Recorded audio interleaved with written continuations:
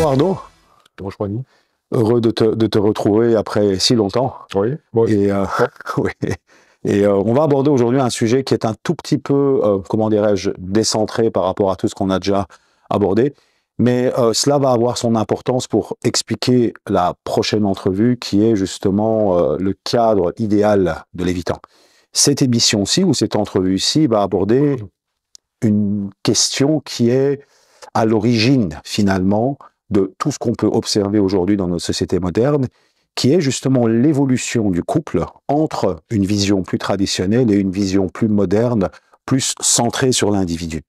Et cela va être une excellente introduction qui va nous expliquer en fait pourquoi finalement dans nos sociétés modernes, l'évitement va paraître beaucoup moins problématique. Alors Arnaud, c'est ton sujet d'étude, c'est ton sujet de prédilection finalement, c'est vraiment quelque chose sur lequel tu as énormément travaillé, tu as beaucoup travaillé. C'est un sujet qui est souvent mal compris par les gens, parce qu'en fait, c'est comme si les gens considèrent comme acquis toute une série de fonctionnements, mais qui n'étaient pas nécessairement la norme il n'y a pas très longtemps. Donc tu vas nous expliquer comment ces normes ont évolué jusqu'à la situation aujourd'hui, et en quoi c'est important de comprendre cela pour pouvoir passer à la seconde étape.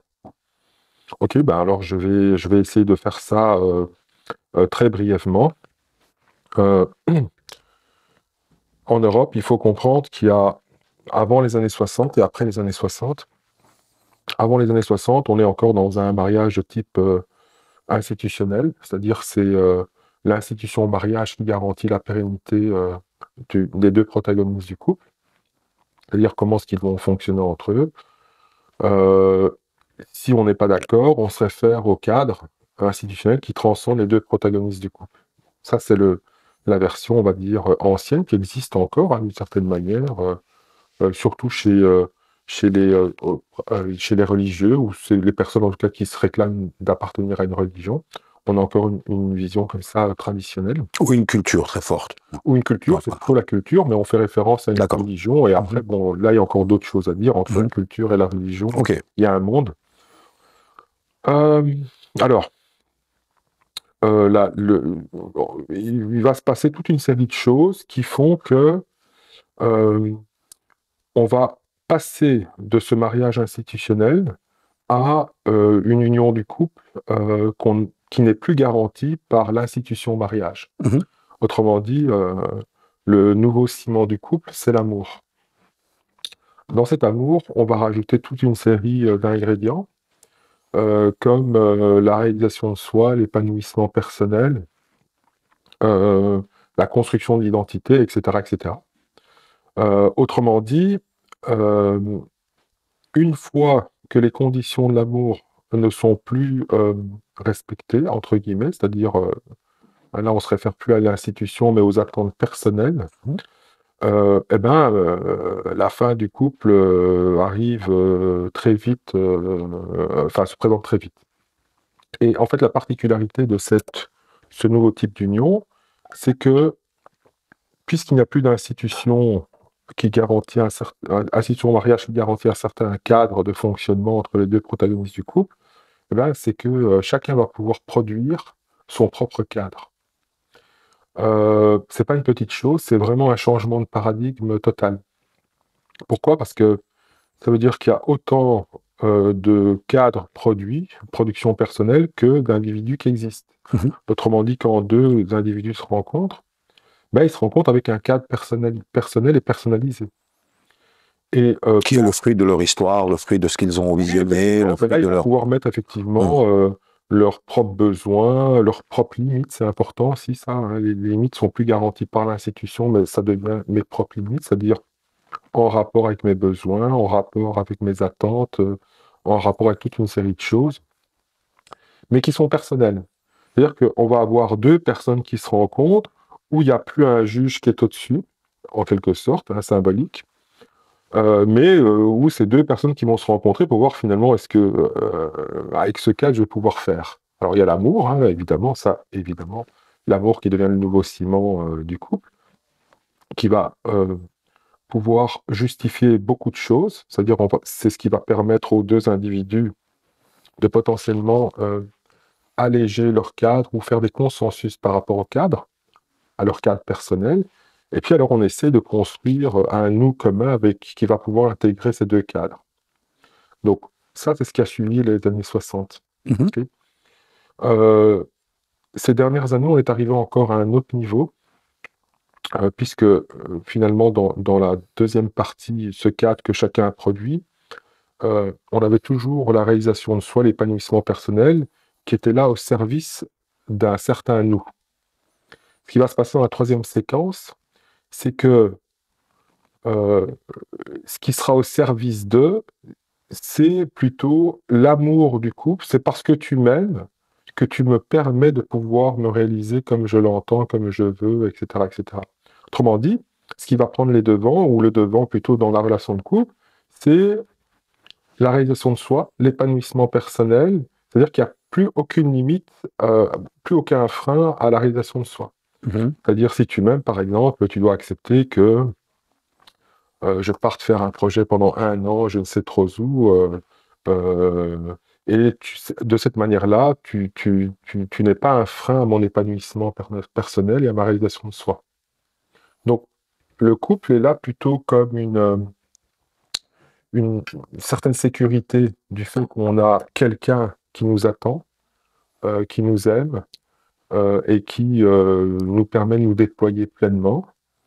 Et l'enjeu ici, c'est jusqu'où on va par rapport au déploiement personnel, c'est-à-dire l'amour sera mesuré en fonction de est-ce qu'avec toi je pourrais me permettre de faire ceci ou cela. Donc il n'y a plus d'entrave à la réalisation de soi, puisque le couple devient de plus en plus la possibilité de pouvoir se réaliser de manière Inconditionnel. inconditionnelle et sans plus aucune limite. Oui, en fait, ce que tu es en train de décrire est très intéressant. Moi qui suis plus dans la philosophie, on dirait que tu décris d'une manière relationnelle, finalement, le passage de la société traditionnelle qui était un peu supplantée par une vision métaphysique de l'existence. Donc, il y a une réalité, un cadre de référence au-dessus de nous qui s'impose à nous et qui définit en quelque sorte ce que notre comportement devrait être. On voit ça d'ailleurs dans la tradition grecque avec l'idée de la vie bonne, donc de la bonne vie. Mais la bonne vie, elle ne se définit pas à partir du désir, elle se définit à partir d'en haut. Et nos désirs se canalisent par rapport à ce cadre de référence supérieur, à l'entrée dans la modernité où l'individu devient central, mais il existe encore, comme tu l'as bien décrit, un nous, à la postmodernité où le nous est complètement érodé, dilué au nom du je. Et donc ce que tu viens de décrire, pour moi, est véritablement le passage de la société traditionnelle à la postmodernité.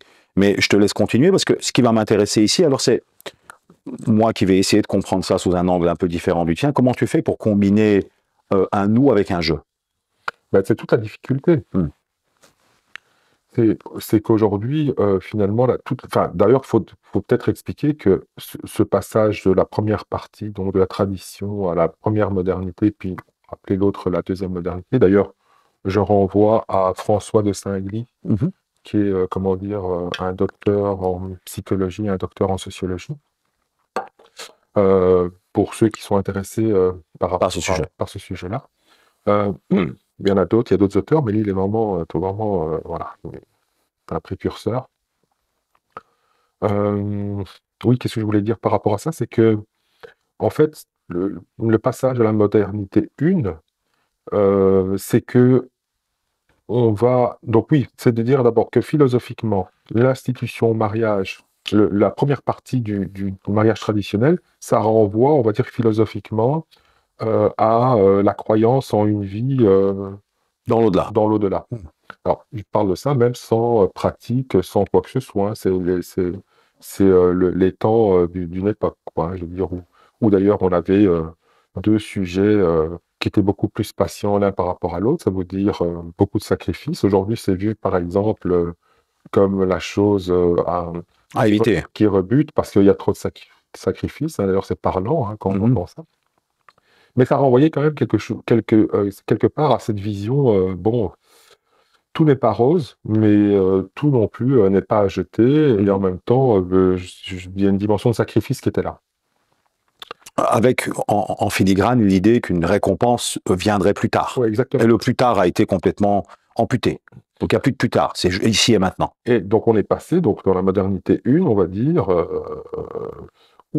où effectivement ça renvoie directement à l'ici et maintenant. Si les conditions de l'amour ne sont pas remplies, salut, je n'ai qu'une vie et c'est ici que je dois la vivre. Oui, c'est ça. Donc ça a provoqué quoi? Ça a provoqué en fait des relations plus courtes, puisqu'il n'y a pas plus soluble qu'un mariage uniquement sur base de l'amour. Un jour je t'aime à la folie et un jour un peu moins. Un peu moins, oui. Comment je gère le un peu moins? Ben, je change, quoi. C'est ça, oui, oui. Ou alors trop de difficultés, je suis pas là pour me sacrifier, je passe à autre chose. Aussi bien vrai pour l'homme que pour la femme. Oui, oui, tout à fait, oui, oui, oui. Donc ça va créer quoi? Ça a créé quoi? Ça a créé en fait des monogamies à répétition.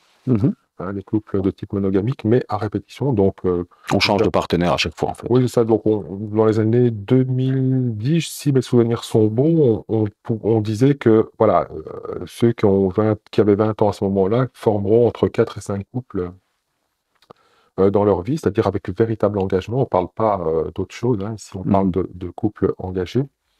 4 à 5 durant toute une vie. Voilà, donc c'est quand même un grand changement par rapport à la tradition, hein. En général, c'était jusqu'à la fin, un peu comme le travail, hein. On pouvait faire 40 ans dans une boîte. On voit que dans le couple, évidemment, on multiplie la monogamie à répétition, hein, les couples de monogamie à répétition. Et un peu comme dans le travail aussi, hein, je veux dire, on change plus fréquemment de travail. Donc, c'est pas uniquement sur le plan relationnel que ça s'est passé, ça se passe aussi dans les autres domaines de la vie.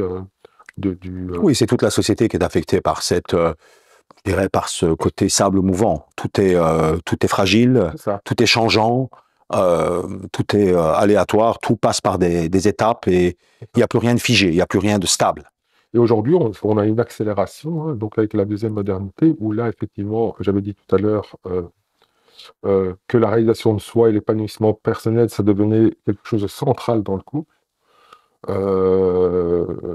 Et donc, évidemment, ça casse encore plus rapidement. Pourquoi? Ben parce que pour une raison très très simple, c'est que le moi, le je, la manière dont je vais l'exprimer dans mon couple n'est plus du tout, comment dire, limité ou même n'est même plus, je veux dire, c'est plus en capacité d'être discuté par l'autre protagoniste du couple. C'est ça. C'est-à-dire qu'il n'y a plus de frein. En fait, si tu m'aimes, tu ne me dis rien, en gros, et tu me laisses faire. Oui. C'est vrai, et c'est vrai pour les deux, hein, parce que c'est quand même important à chaque fois de préciser ça. C'est vrai aussi bien pour l'homme que pour la femme.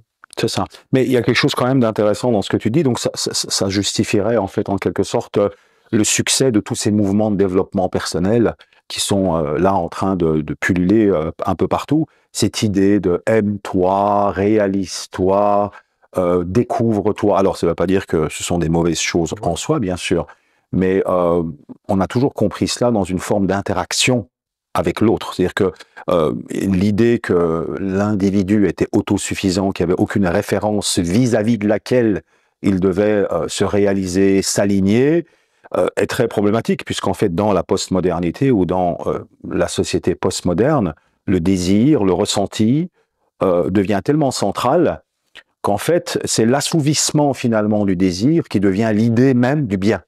Donc l'idée même du bien est complètement, comment dirais-je, effacée au profit du désir. Et c'est pour ça que on se rend compte aussi en thérapie, d'ailleurs même dans des discussions, moi je suis pas thérapeute, toi tu l'es, que le concept même, et on en a parlé, hein, le concept même de remise en question et d'introspection qui nécessite finalement une sorte de référence vis-à-vis de laquelle on doit se remettre en question, devient de plus en plus difficile, puisqu'en fait, si tu dois te remettre en question, c'est par rapport à quoi? C'est par rapport à quelque chose.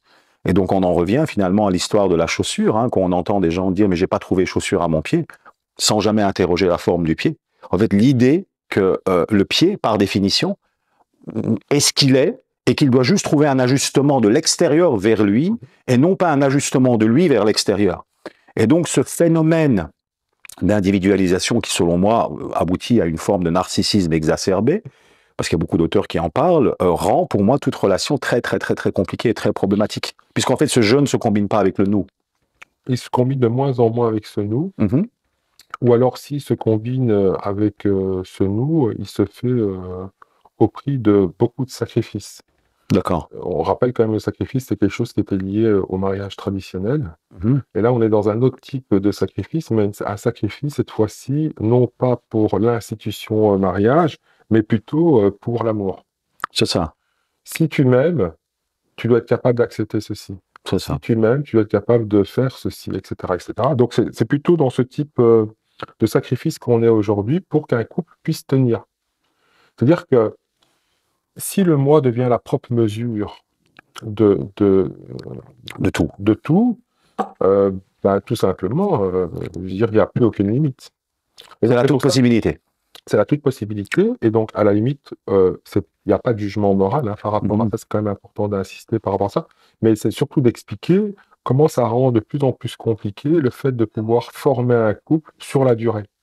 Oui. Parce qu'au fond, si la réalisation de soi, la construction de l'identité et l'épanouissement personnel sont maintenant le centre de l'union, ben, d'abord de un, il n'y a pas de limite, hein, c'est jusqu'à la mort qu'on se réalise, Oui, oui. qu'on construit son identité, tout ça. Ça, c'est la première chose. Et puis la deuxième chose, c'est que ça sous-entend que au bout d'un moment, avec ces paramètres-là, ça veut dire que dans 2, 3 ans, je suis déjà quelqu'un d'autre. Oui. Mais c'est la même chose pour l'autre. Oui. Autrement dit, c'est comme si il fallait refaire ses vœux d'union tous les 2, 3 ans. Oui. Parce qu'on n'a pas le même personnage en face de soi après 2, 3 ans. D'accord, ok. Mais alors, on va mettre ça en perspective un tout petit peu avec les styles d'attachement, juste pour faire une petite parenthèse. Mais donc, pour les gens qui ont un attachement de type sécure et anxieux, moins pour les évitants peut-être, l'idée que la relation, c'est-à-dire le nous, est une suite naturelle du jeu, finalement, ou en tout cas que l'être est un être relationnel qui cherche à un moment donné à entrer en relation, s'oppose un tout petit peu à ce paradigme sociétal qui, en lui-même, finalement, promeut une forme d'hyper-individualisation qui est plutôt, comment dirais-je, plutôt en phase avec les gens qui sont très autocentrés, me semble-t-il. Ben, de toute façon, c'est toute une société qui est devenue autocentrée. C'est ça. Chacun, je veux dire, dans la société de l'individualisation, je veux dire, il faut quand même rappeler que, en fait, d'un point de vue sociologique, il y a un passage quand même de l'église au milieu du village, hein, c'est-à-dire une centralité transcendantale autour de laquelle tout le monde tourne, finalement, où on passe à quelque chose qui sont, on va dire, donc c'est la fin de la vérité monopolistique, hein, c'est-à-dire le clergé tout au-dessus, et toutes les autres vérités deviennent des vérités philosophiques, hein, concurrentielles. C'est ça, oui. C'est-à-dire tout est relatif et tout est vrai et faux à la fois. Oui, c'est ça. Tout est subjectif, tout est interprétation. Voilà, tout est sujet à interprétation. Mhm. Et donc, il faut rappeler que c'est une société, sur le plan sociologique, où il y aura des changements de ce type-là. On va observer une augmentation de l'individualisation à partir de ce moment-là, c'est-à-dire le nous qui disparaît progressivement. Hein. On va observer une désinstitutionnalisation, on va observer tous ces phénomènes qui vont permettre justement cette psychologisation du moi, Oui, oui. notamment amenée avec les travaux de Dolto dans les années 60. Et c'était impensable de voir une psychologisation du moi dans la Chine des années 60, par exemple. Hein. Oui, dans les sociétés plus traditionnelles, où il y a encore un cadre extérieur qui s'impose. J'insiste là-dessus parce que, je veux dire, je le dis souvent, mais je ne sais pas si j'ai eu, j'ai eu l'occasion de le dire dans tes émissions, mais c'est qu'il n'y a pas il y a pas de psychologie sans sociologie. Tout à fait, bien sûr. Il faut toujours un terreau sociologique qui permette l'émergence d'un type de psychologie.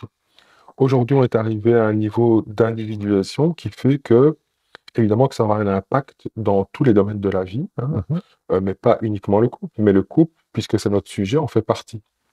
Et donc, il est important ici de dire que les choses arrivent comme ça progressivement et que c'est pas un changement radical qui se base juste sur des vues de l'esprit ou des pensées aléatoires. On a un terreau qui permet justement l'expression d'une individuation qui s'individualise de plus en plus, hein, pour faire. Oui, oui, mais qui crée quand même pas mal de problématiques, même sur le plan, parce qu'il y a de plus en plus d'auteurs qui parlent de ça. Bon, on a parlé de Zygmunt Bauman, là, qui avait parlé de l'amour liquide, de la société liquide. Et finalement, cette idée de la centralité du désir et du moi est très peu compatible, comme tu l'as dit, avec la relation, mais c'est même, je dirais, un enfer pour les anxieux et pour les sécures qui cherchent de la relation, parce que la relation va avoir du mal à éclore, en fait, dans ce genre d'environnement, puisque ça va être plutôt le terrain de jeu, plutôt de l'évitement, du narcissisme, et voire même des pervers narcissiques, est encore une autre catégorie, c'est-à-dire que tous ceux qui sont très auto-centrés et qui se voient comme autosuffisants et qui ne cherchent pas nécessairement naturellement la relation, vont plutôt avoir des problèmes dans ce genre de société, me semble-t-il. Enfin, c'est ce qui était soulevé plutôt. Donc, plus on s'individualise, et plus, évidemment, il y a moins de possibilités de pouvoir construire quelque chose sur la durée. Hein. C'est Oui. le jeune qui rentre aujourd'hui dans le monde du travail, pour ceux qui en trouvent encore, parce qu'il y a de plus en plus de problèmes aussi par rapport à ça, mais il ne pense à aucun moment faire une carrière dans une boîte comme son grand-père le faisait peut-être, ou même son père, ou sa mère, Oui. sur une période de 40 ans. Il n'y a plus d'engagement de ce type-là. Je m'engage quelque part, peut-être dans cette boîte, je travaillerai 3 ans, 4 ans, 5 ans, mais le couple, c'est ça. Ça prend exactement la même forme. Donc il y a un côté temporaire, en fait, quelque part. Il y a une temporalité, c'est-à-dire que il est très rare que quelqu'un se dise aujourd'hui, en étant pleinement conscient de la société dans laquelle il vit, que ça va durer 40 ans. Tout à fait. Alors, maintenant, ça va évidemment aussi avoir un impact, on le voit d'ailleurs par rapport à toute la société. C'est l'idée, justement, de cette tension permanente qu'il y a entre les devoirs et les droits. Et en fait, dans la société plutôt traditionnelle, que ce soit l'enfant, que ce soit l'adulte, que ce soit l'adolescent, à l'école et même dans le couple, il y a toujours eu l'intégration de l'idée qu'on a des devoirs. On a toujours des devoirs. C'est-à-dire qu'on a effectivement des droits. Bon, les droits, on sait qu'il y en a, mais il y avait une notion de devoir qui était assez centrale dans ces sociétés. Aujourd'hui, on a comme l'impression que la notion de devoir va aller en pleine contradiction avec cette réalisation du moi. Donc cette réalisation du moi, c'est un peu un moi sans entrave. Et le devoir vient un tout petit peu amputer ce moi surpuissant, et ça crée en fait des relations où, et je parle sous ton autorité, tu m'en parleras, ou en tout cas tu nous expliqueras cela, où finalement l'axe central c'est la réalisation, comme tu dis, du moi, mais qui devient des formes de partenariat en fait finalement. Ça devient des partenariats, tant qu'on se réalise à deux, ça va, mais dès qu'il y a éventuellement des difficultés qui vont impliquer la mobilisation de certains devoirs, c'est trop lourd, ça va pas, donc le couple n'a plus lieu d'être. Donc c'est comme si la notion de devoir est réduite, me semble-t-il, à peau de chagrin, voire à une exclusivité sexuelle. Voilà, tant que je suis avec toi, je suis avec toi. Bon, ça peut durer 2-3 mois, mais tant que je suis avec toi, je suis avec toi. Et puis j'irai avec quelqu'un d'autre éventuellement, du lundi au mercredi. Mais l'idée, c'est que la notion du devoir est réduite, éventuellement, et encore éventuellement, parce que maintenant on a même d'autres formes de relations, à l'exclusivité éventuelle de la monogamie. Et même ça aussi c'est remis en question aujourd'hui avec le polyamour et d'autres mouvements. Est-ce que c'est ce qui te semble aussi? Donc la notion de devoir est de moins en moins présente? Oui, bien sûr, puisque le devoir était lié à une dimension sacrificielle. C'est ça. Donc, cette dimension sacrificielle ayant disparu, le devoir disparaît également. Donc, ça s'inscrit dans une logique progressive. Hein. Le fait de se dire aujourd'hui, voilà, je veux me sacrifier comme mes parents se sont sacrifiés. Ou comme mes grands-parents plutôt. Oui, ou comme mes grands-parents, je veux dire... c'est hors de question. C'est très compliqué. C'est très compliqué avec les idées modernes, on va dire. Hein. Je veux dire, voilà, il faut dire les choses telles qu'elles sont. C'est très très compliqué que quelqu'un se sacrifie au nom de quoi, pourquoi. En fait, on n'a plus cette notion de sacrifice. Mais Arnaud, toi qui gères, enfin tu es thérapeute de couple aussi, hein, au-delà même de ta casquette de psychologue clinicien et de sexologue, comment tu fais pour introduire la notion de réalité là-dedans? Puisqu'en fait, toi-même, tu dis que cet individu qui est à la recherche de la réalisation de soi, finalement, centralise son désir, centralise ses émotions, centralise son moi, mais ce moi n'est jamais confronté finalement au réel, puisque tout réel est une interprétation. Comment tu fais, justement, quand tu te retrouves face à des couples où il faut prendre en considération l'autre en tant qu'autre? Parce qu'en fait, l'autre, c'est quoi? C'est quelque chose d'extérieur à nous. Si c'est quelque chose d'extérieur à nous, il faut aussi le comprendre d'une manière plutôt endogène, à partir d'une perspective qui n'est pas la mienne. ça requiert en fait en quelque sorte un certain rapport sain à la notion de réalité. Comment tu fais pour conjuguer ce rapport à la réalité qui aujourd'hui devient complètement subjective, relative, avec l'idée du couple qui implique la prise en considération de l'autre? Ben, il y a plusieurs choses, parce que ici, ça renvoie toujours à la conception qu'ont les personnes qui viennent me voir du couple. Mhm. Il y a des personnes qui sont dans quelque chose de beaucoup plus traditionnel, et donc il faut référer également au cadre auquel ils appartiennent. C'est eux qui disent, voilà, notre cadre, c'est celui-ci, hein. Et donc, effectivement, c'est une variable qui va venir se rajouter. Mhm. Pour ceux qui n'ont aucun cadre référentiel transcendantal, on est encore dans autre chose. Ok. On est dans un cadre qui est en général une norme égalitariste, Mhm. où il va falloir écouter attentivement les plaintes, Mhm. les besoins, et donc référer à leur cadre égalitariste.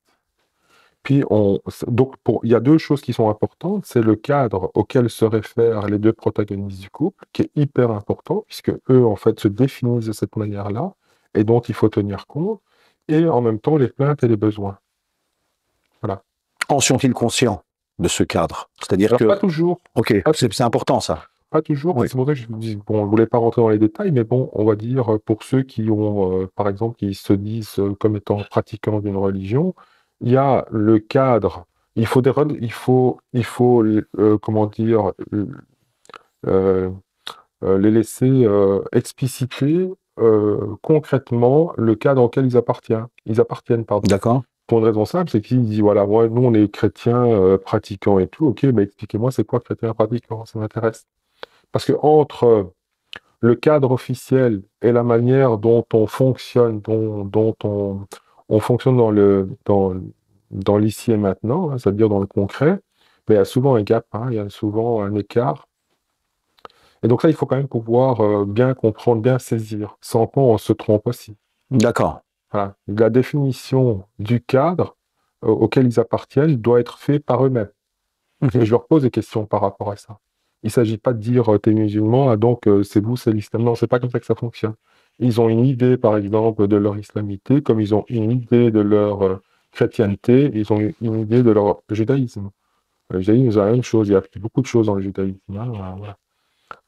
Mais justement, en fait, Arnaud, pour rebondir un peu sur ce que tu dis et justement ouvrir un peu la discussion sur ce sujet, il me semble que cette déconnexion avec la réalité devient de plus en plus normative. C'est-à-dire qu'en fait, on a des individus, finalement, qui partent du principe que tout est possible, l'idée de cette toute possibilité. Mais attention, cette idée de toute possibilité, c'est très intéressant parce que métaphysiquement parlant, c'est un attribut divin. Hein. La toute possibilité, c'est pas un attribut humain. Ce qui détermine l'humain, c'est la limite. Justement, tu es mortel, tu as la douleur, tu as toute une série de limites qui s'imposent à toi. Justement, l'intégration de la limite et l'idée que tout n'est pas possible, c'est le processus de maturation, justement. Et on a l'impression qu'en diluant finalement ce processus de maturation, on crée une société, premièrement narcissique, mais d'éternel adolescent, qui à un moment donné pense que tout est possible. Et toi, en tant que thérapeute, comment tu fais pour faire prendre conscience au sujet, mais qu'il y a une réalité qui s'impose à lui. Et en couple, par exemple, la réalité, c'est qu'il y a certains comportements qui provoquent, qu'on le veuille ou non, certaines conséquences. Et l'idée de la conséquence devient de plus en plus difficile à intégrer. Donne-moi des exemples de quand tu parles de toute possibilité, qu'est-ce que tu entends exactement par... Mais par exemple, quand tu vois une personne qui vient et qui dit, voilà, moi j'ai ça comme critère, ça comme critère, ça comme critère, voilà tous mes besoins, et si je trouve pas ça, il y aura rien. Et toi, quand tu essayes un peu d'analyser tous les critères et tous les besoins, tu fais interagir ça avec le réel et tu dis, bon, il y a quand même un problème parce que pour pouvoir intégrer ça dans le réel, ça va être très compliqué parce que le feedback du réel va pas être aligné avec l'ensemble de ces critères. C'est-à-dire, par exemple, on va partir sur la question de l'évitement, par exemple. C'est important parce que bon, on en parlera après, mais c'est juste pour faire une parenthèse. Je veux de l'amour, mais je veux pas m'impliquer. Je veux de la chaleur relationnelle, mais je veux pas de la relation. Je veux un engagement de l'autre, mais moi, je veux pouvoir tenir la distance.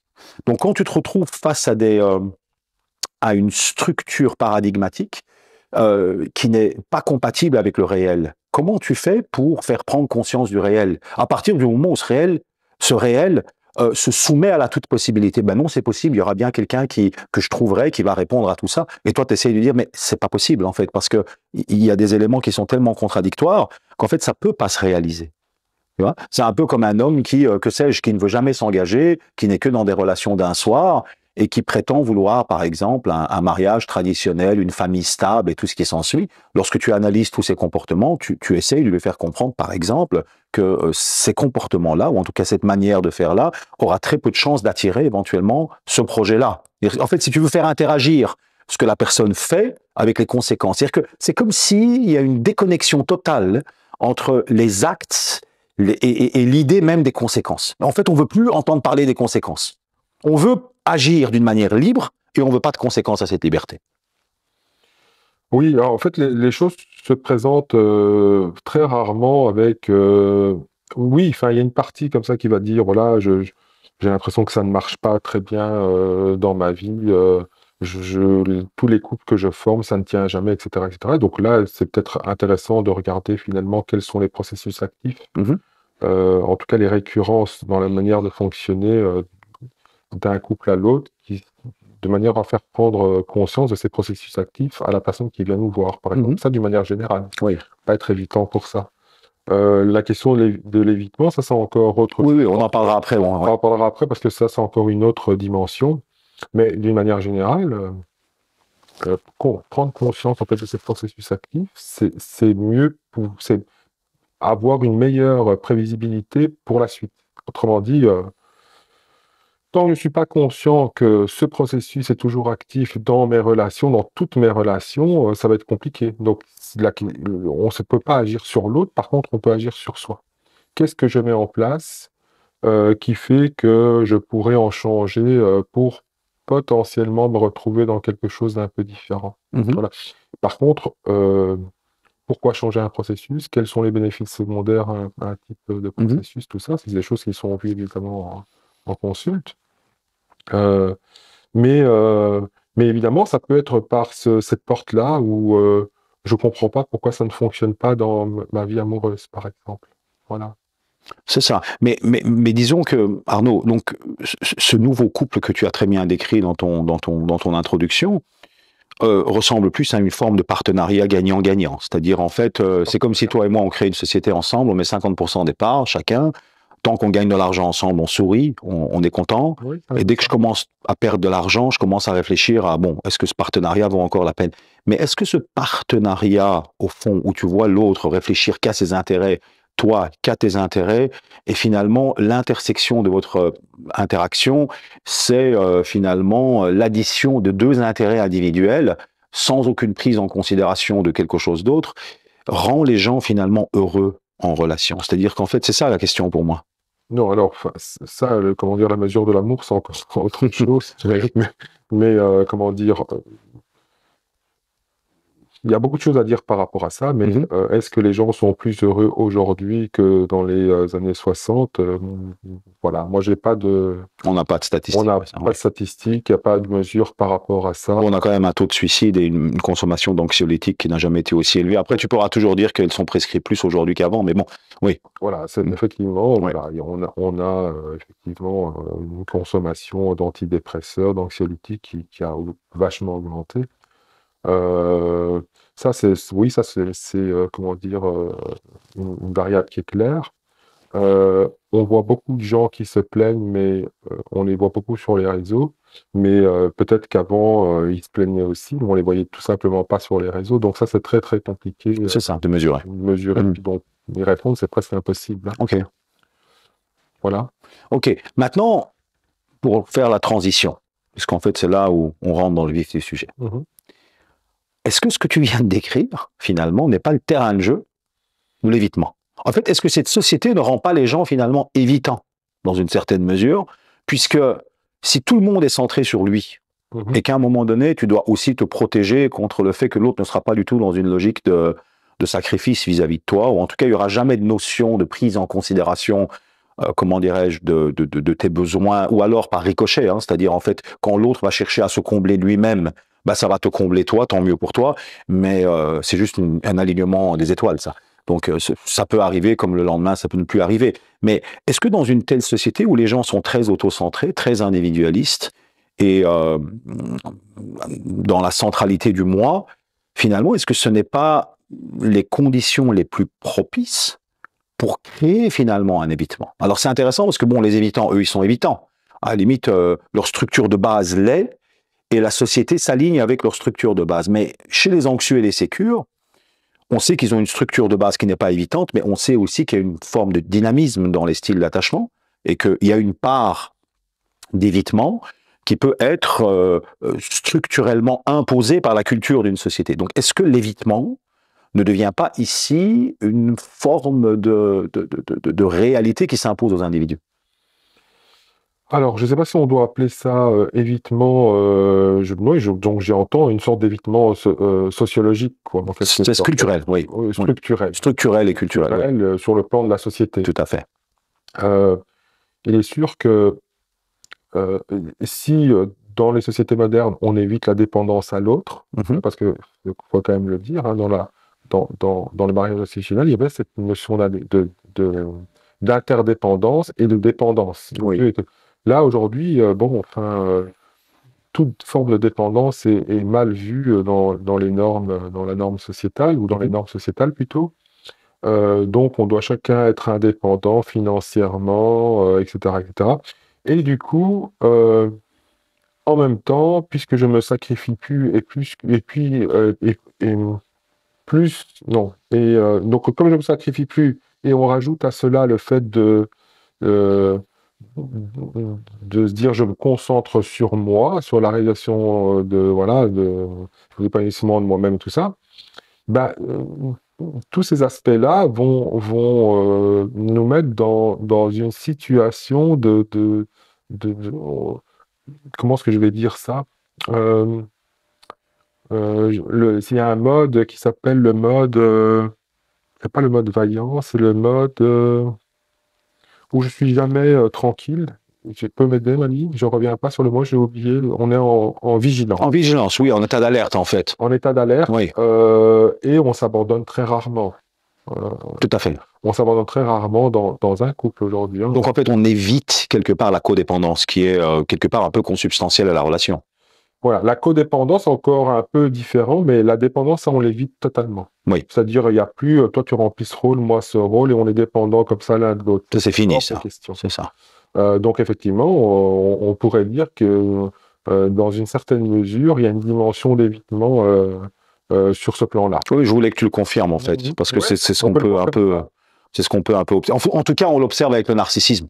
Donc, c'est-à-dire, en fait, on sent que les gens deviennent de plus en plus narcissiques et de plus en plus autocentrés, même dans leur rapport au travail. C'est toujours qu'est-ce que l'entreprise peut faire pour moi, c'est plus qu'est-ce que moi je peux apporter. Donc, on voit ça d'ailleurs dans toute l'idée de qu'est-ce que moi je peux donner, qu'est-ce que moi je peux, en fait, en quoi moi je peux contribuer. Il n'y a plus ça. C'est qu'est-ce que je peux prendre. J'ai plus à donner quoi que ce soit.